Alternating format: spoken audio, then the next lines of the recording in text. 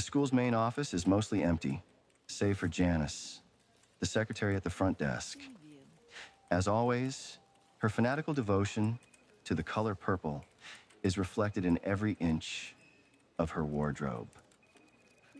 Behind her Coke bottle glasses, her magnified eyeballs scan me up and down. As I follow Higgins inside, one eggplant fingernail taps a beat against her yellow legal pad. She does not seem excited by my presence. Is this the disturbance, Principal Higgins? She asks. Higgins gives a world-weary sigh. Are you surprised? She says, Want me to pull the file? I might as well not be here at all. Good afternoon to you too, Janice, I say, leaning around Higgins to pin her with my brightest grin. My shoulder protests the twist, still throbbing from Tommy H's tackle, but I ignore it. Might I just say, that color brings out your glasses? That won't be necessary. Higgins says, continuing in the grand tradition of pretending I don't exist. I think we've all got Munson's record committed to memory. Don't say it like that, I protest. That makes it sound like we're doing this too often. And I think we both know how much we enjoy our little chats. Will you be needing other paperwork? Janice asks. She doesn't come out and say it, but we all know what she means. Is this the day Higgins finally fulfills his lifelong dream and expels me? No. Higgins grumbles, and I don't fight the savage edges of my smile. If Higgins had something to kick me out on, he'd have done it already. But bad grades aren't enough to expel a student. I'm not dealing, not cursing out teachers. In every fight I've gotten into, I've been the only one walking away with bruises. Not that this means Higgins doesn't pull me into his office every chance he gets. With me? He snaps. I give him an overzealous salute, wink at Janice, and trail Higgins to his office. Sometime in the last 2 years, someone has apparently suggested that the principal's office door could be less forbidding. Higgins has dealt with this note by having a large poster made with the words, "Your Principal," printed on it in blocky black letters. It's an easy sign to hate, and I can't count the numbers of times I've suggested Higgins swap it out. Close the door. He says. I close the door and flop into the rickety chair across the desk from him. For a long moment, he just looks at me. I look back at him even harder. Should I start? I finally ask. I didn't prepare anything. Cut the shit. If I had any shit, rest assured I would cut it. I didn't bring you in here to listen to you flap your mouth. Higgins snaps. Then why did you, sir? I ask. Since, and I'm going out on a limb here, you don't actually care that the basketball team is beating up kids for their lunch money. Oh, but I forgot, they're excelling, right? Higgins' face is turning red with anger.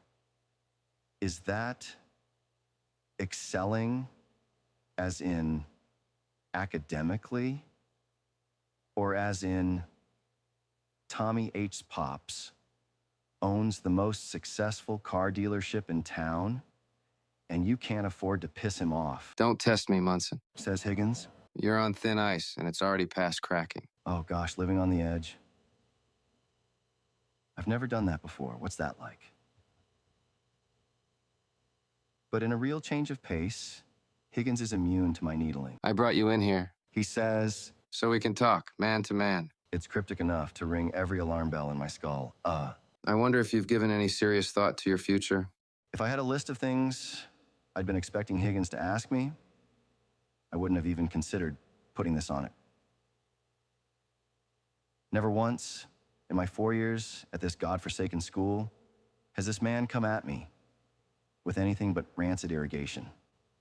And now he's put on his guidance counselor hat? There's got to be a twist. Something tells me you're considering it enough for the both of us, I tell him. He snorts. That's the one good instinct you've ever had. He laces his fingers together, leaning his forearms on the desk. It's a real, how about you and I get serious move. And it sets my teeth grinding. Let's start off in the present then, if that's the only thing you can wrap your brain around. We'll get to the future in a bit. I'm just going to ask you one question, and I want you to give it as much thought as you can muster. Are you ready? Ready to pop my lid. Let it rip, sir. Why are you still here? Maybe Higgins is right, and my IQ is subterranean, because that's twice in one conversation that he's blindsided me with a question. I blink at him. He shakes his head, and the pity in that stupid gesture ratchets my jaw even tighter. Simpler? Very well. What is keeping you at Hawkins High? The fact that it's still the middle of the school year? Is that really something that matters to you? You obviously don't care about your classes. Your grades are in the sewer. There's no saving them, not even if you got a personalized gold star from every single one of your teachers. You're 18. You could go anywhere, do anything. Why did you keep showing up? I have an answer for him. It's, where else would I go? But there's no power in the world strong enough to drag it from me. I would actually rather die before giving him the satisfaction of hearing it. Not that he needs to. But the smug gleam in his watery blue eyes, I can tell he knows. Are you waiting for permission to leave? He asks. You've got it. Go. I force a smile. But what would you all do without me? You think you're cute, Higgins says. but I'll tell you what you really are. A rotting apple, and it's up to me to make sure you don't spread your rot to the rest of my school. But before I take more extreme steps, I thought I'd see if there was any shred of sense beneath all that hair. Appeal to your better nature, if you got one. Blood thrumming in my ears. That's a gamble. I thought so too. But I want you to tell me honestly, do you think that boy out there would have run into the trouble he ran into if it weren't for you? You're crazy, is what I want to say. And so you admit that you let Tommy H. skate, but the words wither in my throat. How long has Gareth been wearing his Hellfire shirt? At least once a week? Since Jeff gave it to him back in September. How long has the basketball team been on his ass? I don't want to think it, but it's probably the same amount of time. I remember the way the poison in their faces had cuddled when I turned up to help Gareth. Freak King, they'd called me like Gareth was one of my subjects. Like, that alone was something worth punishing. Without your club, that boy could be a valuable member of the student body. Higgins is saying, But instead, he's wasting his time on, he can't say satanic, separation of church and state and all that, but damn, he wants to. on the fantastical nonsense that you continue peddling, and he's paying the price for it, and he's not the only one. What is that supposed to mean? How long do you think it will take before their continued affiliation with a felon affects everyone in your little circle? I'm not a felon. You're a Munson. Of course. This is where the tide always turns, pivoting against my last name. It happened with Tommy H. and his cronies earlier. It happens with Officer Moore every time we cross paths. Munson. The only thing anyone needs to know about me. A name that tells the whole tragic tale. Your dad didn't walk out of here with a degree. Higgins continues. Neither did your uncle. I don't think a single Munson has successfully matriculated from Hawkins High in 50 years, and I don't see that changing with you. So do us all a favor. Stop rotting out all the good apples just because you can. My hands are clenched in my lap.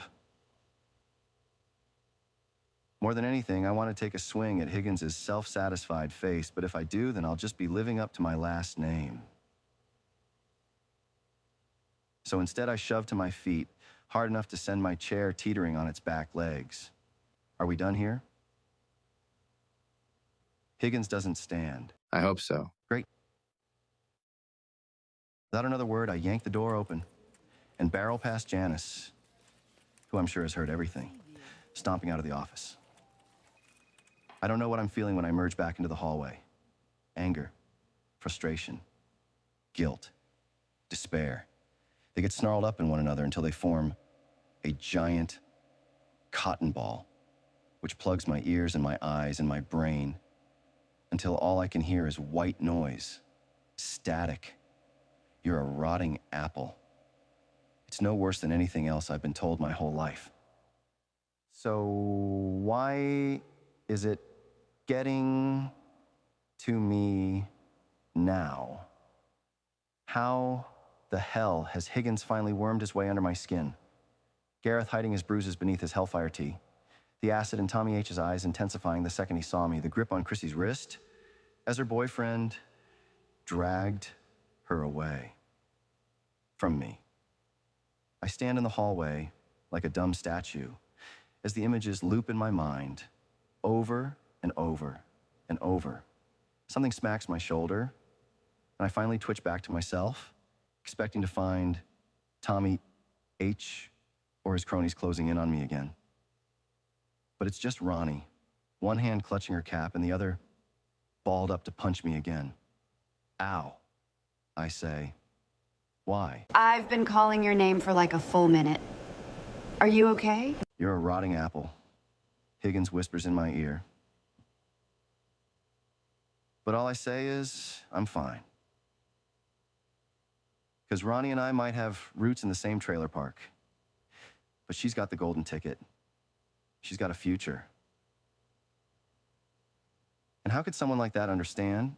Suddenly, I know exactly what I need to do. You sure? Ronnie's saying, You look... before continuing. What did Higgins say? I try for a grin, pretty sure I missed by a mile.